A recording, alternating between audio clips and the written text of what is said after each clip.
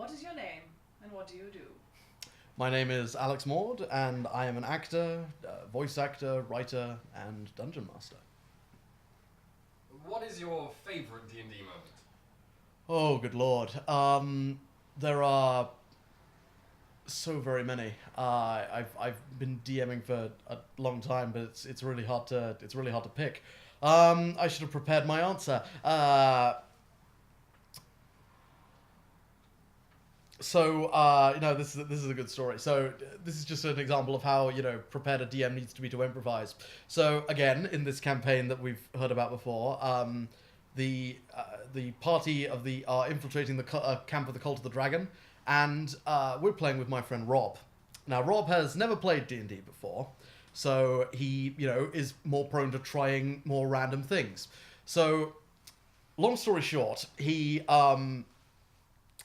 the party are in the tent of this mess hall. Nobody suspects them. Everything is friendly, and they start being, making friends, playing music, blah blah blah. Then a guard captain comes in and basically says words to the effect of, "Oi, you lot, shut up, keep it down. We've got work to do tomorrow," and walks out. Some time passes, and then Rob says, "Right, I want to follow him." And I'm like, "Okay, make a stealth check." He does. It's terrible. And then the guard captain, and this is the most important part of the story, turns around and says these exact words in this exact tone of voice. "Yes, can I help you?" I.e., not suspicious at all. Very obviously noticed him, but not suspicious. So Rob then turns to me and goes, "I want to snap his neck." This gives me a bit of a hemorrhage as a DM. I try, and I said, "Make a strength check?" And he does. It's terrible. Long story short, he gets captured. Almost all of the rest of the party gets captured trying to get him out, and eventually they all manage to escape, but then realize that one of the players has already been left in the camp. So I then have to invent an NPC to get her out, and then that NPC is now that character's love interest. So you never know where D&D is going to lead.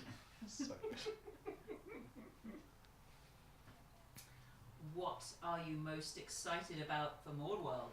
I think, depending on how successful this is, the many years I will have ahead of me of telling people that the name was not my idea. But no, and them not believing you. And them not believing me. You're welcome. Andy. So no, I'm excited to have this freedom to tell stories that D&D is so good at, creating this world, sharing all of these adventures and characters and things with all of you and my players, and playing with my friends, and watching as they all burn it all down. Sorry. Repressed memories. So on that lovely note, what do you like to do outside of D&D? I like to come up with plots to murder my players. No, similar answers to people before, really. I'm a big nerd. I love video gaming. I enjoy watching loads of stuff on YouTube, video gaming, board gaming. I do enjoy going for walks.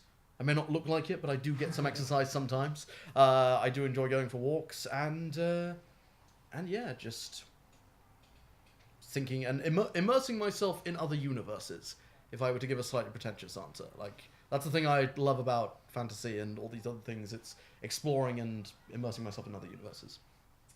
So, if you were writing a disaster movie, what monster manual creature would you pick to attack a capital city?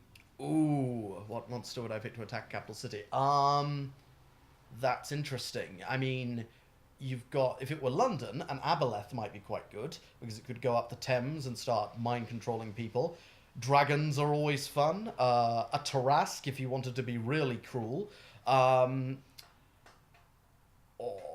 maybe a demon lord. I mean, there are so many options. But one thing I will say is that there are many monsters in the monster manual, and there are also many monsters that are not in the monster manual.